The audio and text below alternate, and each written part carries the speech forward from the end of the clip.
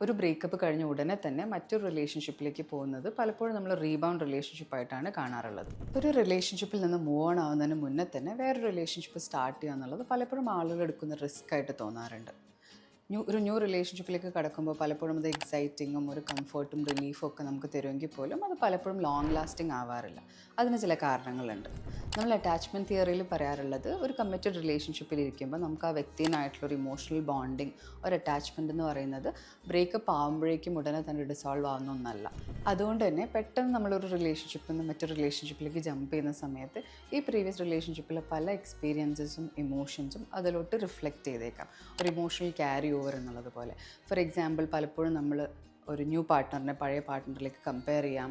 Even പഴയ റിലേഷൻഷിപ്പിലുള്ള എന്തെങ്കിലും similar patterns വരുമ്പോഴേക്കും നമ്മളതിന് ഓവർ റിയാക്ട് ചെയ്യാം തുടങ്ങിയിട്ടുള്ള ചില ബിഹേവിയേഴ്സൊക്കെ അതിലേക്ക് വരാം. അതേസമയം നമുക്ക് അത്രയും ക്ലോസ് ആയിട്ടുള്ള ഒരാളെ നമുക്ക് നഷ്ടപ്പെടുമ്പോൾ ഉണ്ടാകുന്ന ഒരു പെയിൻ ആൻഡ് ലോസ് ഒന്നും പലപ്പോഴും നമ്മൾ പ്രോസസ്സ് ചെയ്യാണ്ട് അടുത്ത റിലേഷൻഷിപ്പിലേക്ക് പോകുന്നത് ഒട്ടും ഹെൽപ്പ് ചെയ്യില്ല. So always start a relationship from a place of readiness and choice and not as an escape from pain.